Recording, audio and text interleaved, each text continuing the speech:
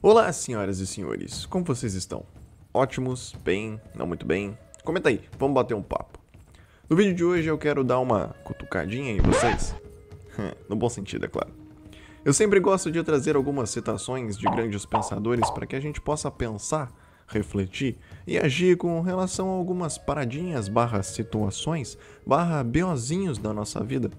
Porque é isso que nos faz evoluir, nos desenvolver. Ou seja, confrontar aquilo que às vezes está ali, diante dos nossos olhos, mas que a gente prefere ignorar. Porque é mais cômodo e te dá a falsa sensação de que tá tudo bem, mas na verdade não tá não. Tá é uma p... Mas é isso aí, vamos lá.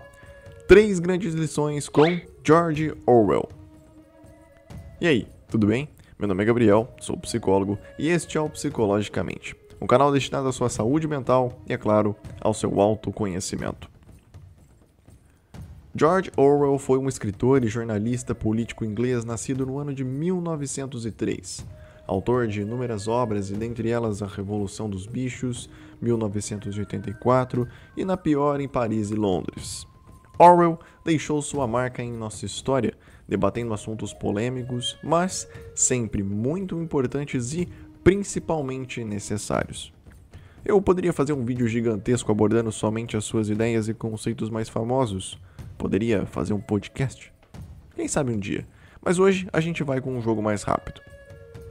Então, a primeira grande lição de Orwell se manifesta, olha que palavra bonita, se manifesta na seguinte frase: se a liberdade significa alguma coisa, será, sobretudo, o direito de dizer às outras pessoas o que elas não querem ouvir. É óbvio que você não vai sair por aí falando absolutamente tudo que lhe vier à cabeça, porque, pensando bem, seria bem complicado de vivermos em sociedade dessa forma, mas quando o nosso querido Orwell cita essa frase, ele refere-se à liberdade de expressão, à contradição de opiniões e à nossa capacidade de aceitação para fatos e não para falácias. Vamos pegar essa frase e dividi-la em algumas partes para que possamos ter um entendimento um pouco mais claro dessa bagaça. Começando por aqui. O direito de dizer às outras pessoas o que elas não querem ouvir. Vamos lá, pensa comigo. Se existe algo que alguém não deseja ouvir, isso significa que de alguma forma aquilo lhe afeta ou diz algo sobre ela que nem ela mesma é capaz de admitir. Se o Sasuke chega pro Naruto e chama ele de fraco, ele só vai se afetar com isso se no fundo ele realmente se considerar um fraco e não for capaz de admitir isso ou fazer algo para mudar. Agora, se ele não se considerar um fraco, a liberdade do Sasuke em dizer o que ele quer não vai afetá-lo. Eu não sei se isso fez sentido para você, talvez este seja o único vídeo da internet inteira que tenha Sasuke, Naruto e George Orwell no mesmo contexto, mas eu acho que deve ter acendido uma luzinha aí. E é claro que dentro de um contexto político essa frase é muito mais bem retratada, mas antes de entendê-la em um cenário complexo como esse, é preciso primeiro entendê-la em um contexto simples como esse que eu acabei de tentar explicar. E com certeza, se você entendeu essa lição, aí sim vai ficar muito mais fácil de enxergá-la em inúmeras situações da sua e da nossa vida.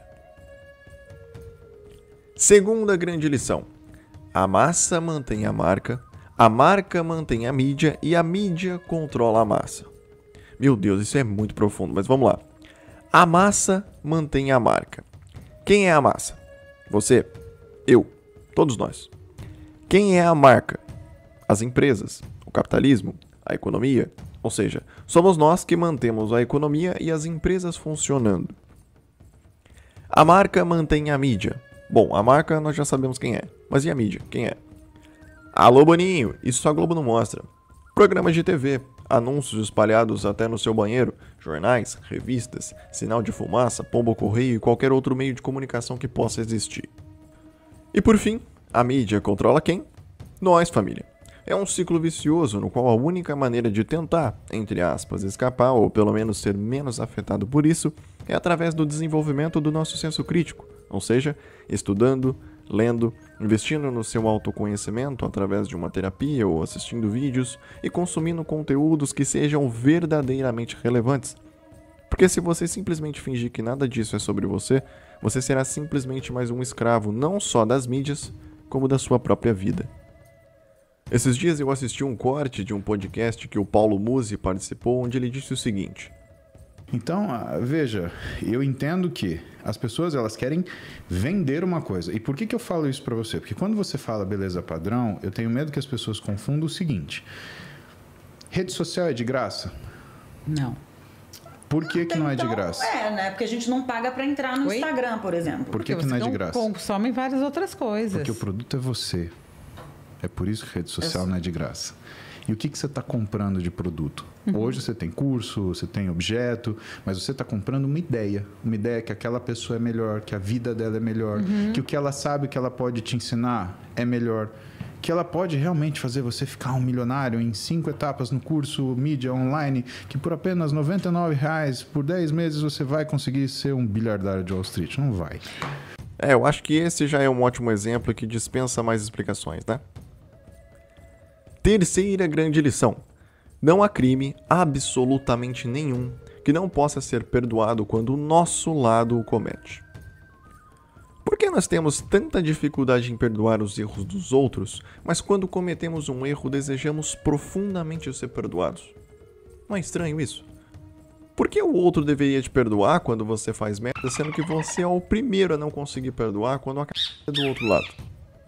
Fala pra mim se essa não é uma dinâmica extremamente egoísta e imatura da nossa parte. Essa dificuldade em perdoar o outro está profundamente atrelada ao nosso ego, ou seja, em não dar o braço a torcer pelo medo de se sentir fraco, pelo medo de ser feito de idiota mais uma vez, pelo medo de ser enganado e principalmente pelo medo de admitir que talvez você estivesse errado. É por isso que é muito mais fácil pedir perdão, porque você quer recuperar o seu ego, sua índole, mas é tão difícil aceitar, porque você não quer dar uma chance pra quem já te machucou. E eu não tô falando pra você ser trouxa, tá? Errar uma vez, todo mundo erra. Agora, permanecer no erro já é uma questão de escolha. Nessa frase, Orwell utilizou a palavra crime, que não precisa ser reduzida a um ato criminal em si, mas a todo e qualquer fato que possa ferir outra pessoa, seja em um âmbito físico, emocional, patrimonial e etc. Mas e você já sentiu essa dificuldadezinha aí alguma vez? Disse que jamais perdoaria alguém, mas que precisou correr e pedir perdão depois?